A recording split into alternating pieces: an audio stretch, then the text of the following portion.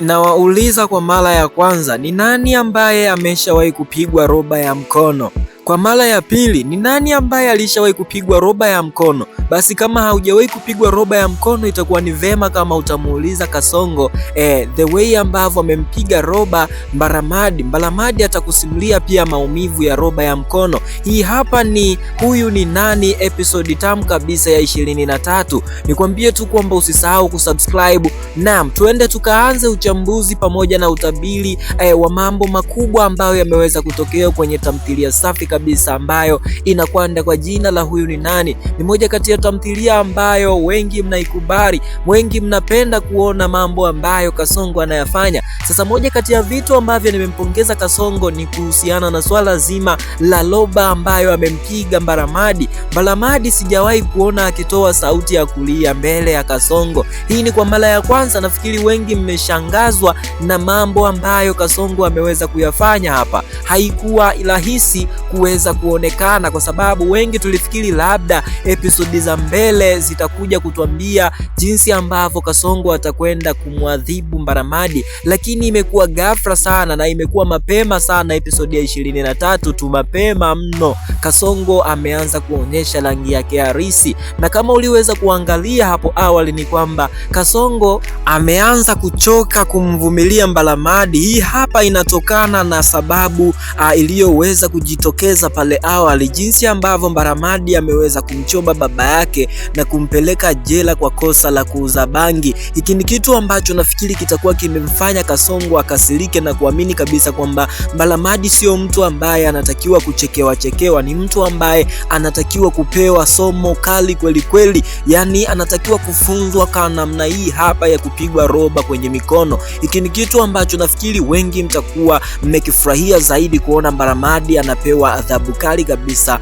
na bwana mdogo ambaye anaitwa Kasongo. Naam, Kasongo ametuahidi mengi makubwa, ametuahidi mambo mazuri mengi yatakwenda kutokea kwenye episodi ya 24 tu episodi ya 25. Kwanza, jambo la kwanza kabisa nafikiri kwamba Mbalamadi ameweza kuahidi ya kwamba atahakikisha anamkomesha Kasongo kwa kile ambacho ameweza kumfanyia. Yani kikubwa tu ni kwamba Mbalamadi ni mpuuzi sana, yani bado hajaamini kwamba Kasongo ana nguvu za kumshinda yeye, bado anaamini kwamba Kasongo zilikuwa ni njaa zinamsumbua tu, ndio maana akapata nguvu kwa wakati ule. Sasa twende tukaangalia episodi ya 24, ni jambo gani kubwa ambalo Mbalamadi anakwenda kumfanyia Kasongo ili aweze kuhakikisha kwamba Kasongo anaumia kama jinsi ambavyo aliweza kuumia wakati ambao alikuwa amepigwa roba ama amekamatwa mkono kisawasawa. Sasa nafikiri kwamba atakwenda kushuhudia kwa mara ya pili ya kwamba Kasongo ana nguvu ambazo zinaweza kumfanya yeye ampigie magoti. Sasa nafikiri kwamba episodi ya 24 itakwenda kutuambia jinsi ambavyo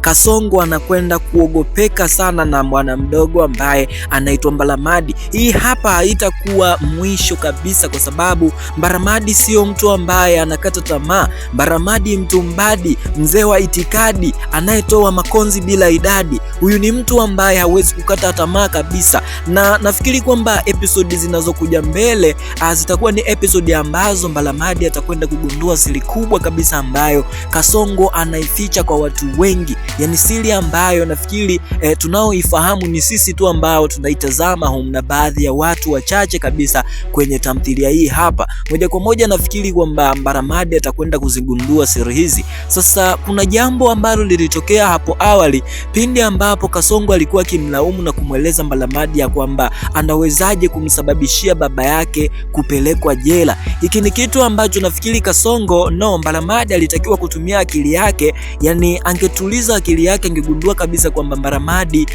Kasongo sio binadamu wa kawaida. Yes, tuachane na hayo. Nafikiri jambo kubwa zaidi ambalo ni la kuzungumzia ni kuhusiana na Hanifa Hajira Kidoti. Hajira Kidoti ni kwa nini kwa sasa anaanza kama kumpotezea fulani hivi mtaalamu wetu bwana Abduri. Abduri ni kwamba tunafahamu kabisa na mahusiano na Mchuchu, na binti ambaye anaitwa Hajila Kidoti aliweza kushuhudia. Binti aliweza kuingia moja kwa moja, akagundua kabisa kwamba Mr. Abduli ana mahusiano na Mchuchu. Yani hiki ni kitu ambacho nafikiri kwamba kimemfanya Hajila Kidoti aanze kusikia wivu. Sasa ni kwa nini Hajila Kidoti awe na wivu kwa Mr. Abduli? Hii inamaanisha kwamba Hajila Kidoti ameanza kumpenda mtaalamu bwana Abduli. Naam, na huku upande wa pili pia Mchuchu ameanza kumpenda, sio ameanza, ameshampenda tayari mtaalamu bwana Abduli. Hili ni jambo kubwa zaidi na zito kwa mtaalamu wetu bwana Simon Wambura. Mipango yake itakwenda kufeli kwa sababu Mchuchu ndiye mwanamke ambaye alishamweka karibu na Mr. Abduli, hivyo ingekuwa rahisi kuweza kupata taarifa za Mr. Abduli ili kuweza kuangushwa na mtaalamu bwana Simon Wambura. Sasa kama binti amekubali kumpatia moyo Mr. Abduli, yani amempenda kimaukweli, haitakuwa rahisi Mr. Simon Wambura kuweza kupata siri ama kuweza kumshinda mtaalamu bwana Abduli. Sasa nafikiri kwamba hii ni episode ambayo ilikuwa ni mbaya sana kwa mtaalamu bwana Simon Wambura, kwa sababu amekwenda kupoteza vitu vingi kwa wakati mmoja. Anakwenda kumpoteza mke wake Nurhat, lakini pia anakwenda kumpoteza mpenzi wake huyu hapa ambaye alikuwa anamtumia kwenye mipango yake. Sasa tutazamie ni yapi ambayo anakwenda kujili kwenye episode ya 24 tu 25. Mr. Simon Wambura anakwenda kufanya nini ili kuhakikisha kwamba hawa watu wanarudi kwenye mikono yake?